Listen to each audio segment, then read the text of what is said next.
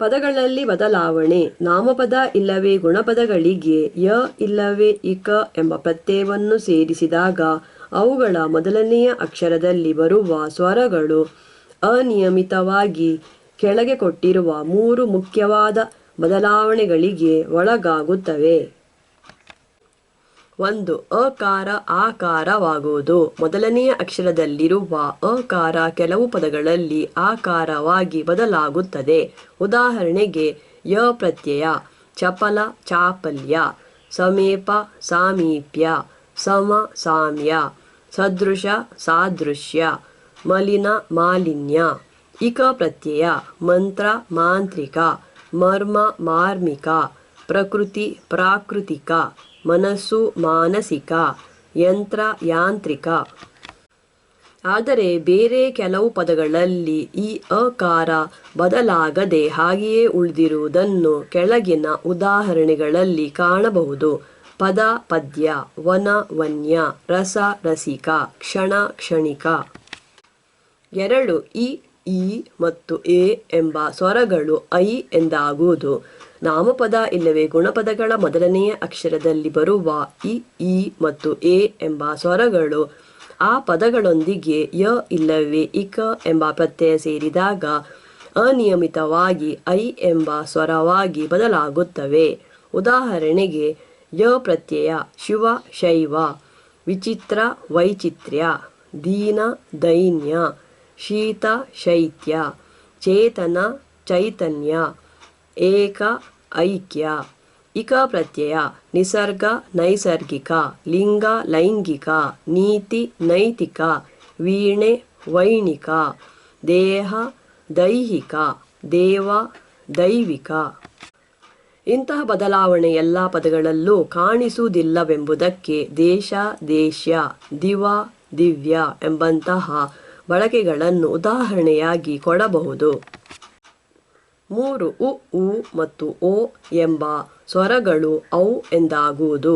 ನಾಮಪದ ಇಲ್ಲವೇ ಗುಣಪದಗಳ ಮೊದಲನೆಯ ಅಕ್ಷರದಲ್ಲಿರುವ ಉ ಮತ್ತು ಓ ಎಂಬ ಸ್ವರಗಳು ಆ ಪದಗಳೊಂದಿಗೆ ಯ ಇಲ್ಲವೇ ಇಕ ಎಂಬ ಪ್ರತ್ಯಯ ಸೇರಿದಾಗ ಅನಿಯಮಿತವಾಗಿ ಔ ಎಂಬ ಸ್ವರವಾಗಿ ಬದಲಾಗುತ್ತವೆ. ಉದಾಹರಣೆಗೆ ಯ ಪ್ರತ್ಯಯ ಉದಾರ ಔದಾರ್ಯ, ಸುಖ ಸೌಖ್ಯ, ಮೂಲ ಮೌಲ್ಯ, ಸೋಮ ಸೌಮ್ಯ, ದೂತ ದೌತ್ಯ. ಇಕ ಪ್ರತ್ಯಯ ಪುರಾಣ ಪೌರಾಣಿಕ, ಮುಖ ಮೌಖಿಕ, ಪೂರ್ವಾಹ್ನ ಪೌರ್ವಾಹ್ನಿಕ, ಲೋಕ ಲೌಕಿಕ, ದೇವ ದೈವಿಕ. ಈ ಬದಲಾವಣೆಗಳು ಅನಿಯಮಿತ ಎಂಬುದಕ್ಕೆ ಪೂಜೆ ಪೂಜ್ಯ ಮತ್ತು ಪೂರ್ವ ಪೂರ್ವಿಕ ಎಂಬವುಗಳನ್ನು ಉದಾಹರಣೆಗಳನ್ನಾಗಿ ಕೊಡಬಹುದು. ಕ್ರಿಯಾಪದಗಳು. ಮೇಲೆಯೇ ಸೂಚಿಸಿರುವಂತೆ ಸಂಸ್ಕೃತದಿಂದ ಕ್ರಿಯಾಪದಗಳು ನೇರವಾಗಿ ಕನ್ನಡಕ್ಕೆ ಎರವಲಾಗಿ ಬರುವುದಿಲ್ಲ.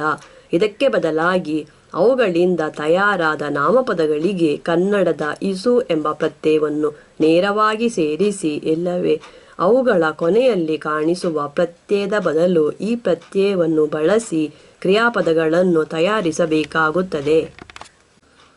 ಉದಾಹರಣೆಗಾಗಿ ಅನೆ ಇಲ್ಲವೇ ಅಣೆ ಎಂಬ ಪ್ರತ್ಯಯದಲ್ಲಿ ಕೊನೆಗೊಳ್ಳುವ ಹಲವು ನಾಮಪದಗಳು ಆ ಪ್ರತ್ಯಯದ ಬದಲು ಇಸು ಎಂಬ ಪ್ರತ್ಯಯದಲ್ಲಿ ಕೊನೆಗೊಂಡಾಗ ನಾಮಪದಗಳಾಗಿ ಕಾಣಿಸಿಕೊಳ್ಳುತ್ತವೆ.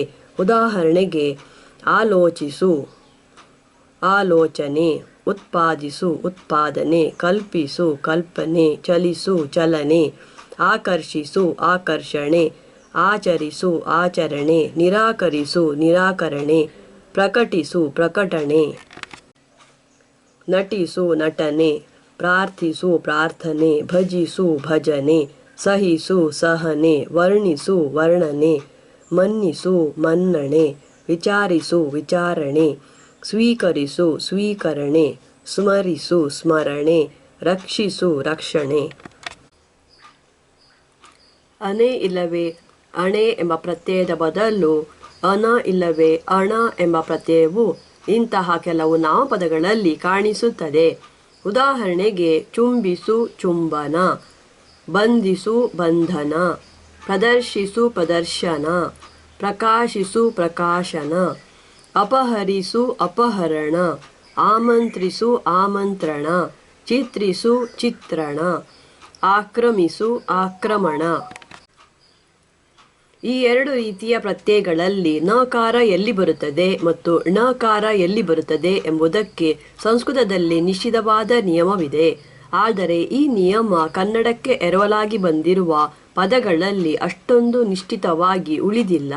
ಸಾಮಾನ್ಯವಾಗಿ ಪ್ರತ್ಯಯದ ಎಡಗಡೆಗೆ ರಕಾರ ಇಲ್ಲವೇ ಶಕಾರ ಬಂದಿದೆ. ಆದರೆ ಪ್ರತ್ಯಯದಲ್ಲಿ ನಕಾರದ ಬದಲು ಣಕಾರ ಬರುತ್ತದೆ ಎಂಬುದಾಗಿ ಕನ್ನಡಕ್ಕೆ ಎರವಲಾಗಿ ಬಂದಿರುವ ಪದಗಳಲ್ಲಿ ಒಂದು ನಿಯಮ ಇಲ್ಲವೇ ಒಲವನ್ನು ಕಾಣಲು ಸಾಧ್ಯವಿದೆ. ಆದರೆ ಮನ್ನಣೆ ಮತ್ತು ಪ್ರಕಟಣೆ ಎಂಬವುಗಳಲ್ಲಿ ಕಾಣಿಸುವ ಣಕಾರ ಈ ನಿಯಮಕ್ಕೆ ಅಪವಾದವಾಗಬಲ್ಲುದು. ಎರವಲಾಗಿ ಬಂದ ನಾಮಪದಗಳಿಗೆ ನೇರವಾಗಿ ಇಸು ಎಂಬ ಪ್ರತ್ಯಯವನ್ನು ಸೇರಿಸುವುದರ ಮೂಲಕ ಕ್ರಿಯಾಪದಗಳನ್ನು ತಯಾರಿಸುವಲ್ಲಿ ಎರಡು ವಿಧಾನಗಳಿವೆ. ಆ ಪದಗಳ ಕೊನೆಯ ಅಕ್ಷರದ ಹಿಂದಿನ ಅಕ್ಷರದಲ್ಲಿ, ಎಂದರೆ ಅವುಗಳ ಉಪಾಂತಾಕ್ಷರದಲ್ಲಿ ಉದ್ದಸ್ವರವಿದ್ದಲ್ಲಿ ಅದನ್ನು ಗಿಡ್ಡ ಸ್ವರವನ್ನಾಗಿ ಮಾಡಿ ಅನಂತರ ಇಸು ಪ್ರತ್ಯಯವನ್ನು ಸೇರಿಸುವುದು ಒಂದು ವಿಧಾನ ಮತ್ತು ಅಂತಹ ಯಾವ ಬದಲಾವಣೆಯನ್ನು ಮಾಡದೆ ನೇರವಾಗಿ ಇಸು ಪ್ರತ್ಯಯವನ್ನು ಸೇರಿಸುವುದು ಇನ್ನೊಂದು ವಿಧಾನ.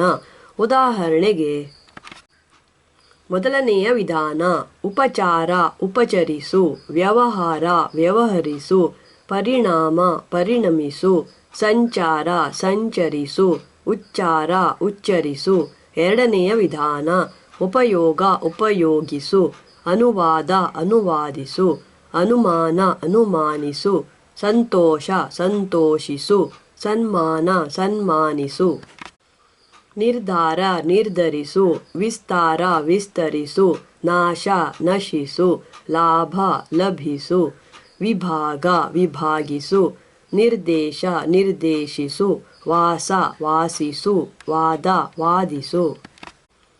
ಸಂಸ್ಕೃತದಲ್ಲಿ ಕೃ, ಮಾಡು ಎಂಬ ಕ್ರಿಯಾಪದದಿಂದ ತಯಾರಾದ ಹಲವು ಪದಗಳು ಕನ್ನಡದ ನಾಮಪದಗಳಲ್ಲಿ ಕಾರ ಎಂಬುದರಲ್ಲೂ ಮತ್ತು ಕ್ರಿಯಾಪದಗಳಲ್ಲಿ ಕರ ಎಂಬುದರಲ್ಲೂ ಕೊನೆಗೊಳ್ಳುತ್ತವೆ. ಉದಾಹರಣೆಗೆ, ಅಲಂಕಾರ, ಅಲಂಕರಿಸು, ನಮಸ್ಕಾರ, ನಮಸ್ಕರಿಸು, ಸತ್ಕಾರ, ಸತ್ಕರಿಸು, ಉಪಕಾರ, ಉಪಕರಿಸು, ಬಲಾತ್ಕಾರ, ಬಲಾತ್ಕರಿಸು, ಸ್ವೀಕಾರ, ಸ್ವೀಕರಿಸು. ಆದರೆ ಅನೆ ಇಲ್ಲವೇ ಅಣೆ ಎಂಬ ಪ್ರತ್ಯಯದಲ್ಲಿ ಕೊನೆಗೊಳ್ಳುವ ನಾಮಪದಗಳಲ್ಲಿ ಇಂತಹ ಪದಗಳು ಕರ ಎಂಬ ರೂಪದಲ್ಲೇ ಬರುತ್ತವೆ. ಉದಾಹರಣೆಗೆ, ಅನುಕರಣೆ, ಅನುಕರಿಸು, ನಿರಾಕರಣೆ, ನಿರಾಕರಿಸು, ನಿಷ್ಕ್ರಮಣ, ನಿಷ್ಕ್ರಮಿಸು. ಇಸು ಎಂಬ ಪ್ರತ್ಯಯ ಸೇರಿದಾಗಲೆಲ್ಲ ನಾಮಪದಗಳ ಕೊನೆಯ ಸ್ವರ ಬಿದ್ದು ಹೋಗುವುದೆಂಬುದನ್ನು ಮೇಲೆ ಕೊಟ್ಟಿರುವ ಉದಾಹರಣೆಗಳಲ್ಲಿ ಮತ್ತು ಕೆಳಗೆ ಕೊಟ್ಟಿರುವ ಬೇರೆ ಕೆಲವು ಉದಾಹರಣೆಗಳಲ್ಲಿ ಕಾಣಬಹುದು. ಈ ಸ್ವರ ಅಕಾರ, ಈಕಾರ ಇಲ್ಲವೇ ಏಕಾರವಾಗಿರಲು ಸಾಧ್ಯ. ಕೋಪ, ಕೋಪಿಸು, ಜಪ, ಜಪಿಸು, ಸೃಷ್ಟಿ, ಸೃಷ್ಟಿಸು, ಸ್ತುತಿ, ಸ್ತುತಿಸು, ಪೂಜೆ, ಪೂಜಿಸು, ಚರ್ಚೆ, ಚರ್ಚಿಸು, ದ್ವೇಷ, ದ್ವೇಷಿಸು, ಸ್ಪರ್ಶ, ಸ್ಪರ್ಶಿಸು, ಪ್ರೀತಿ, ಪ್ರೀತಿಸು, ರುಚಿ, ರುಚಿಸು, ಶಿಕ್ಷೆ, ಶಿಕ್ಷಿಸು, ಕ್ಷಮೆ, ಕ್ಷಮಿಸು.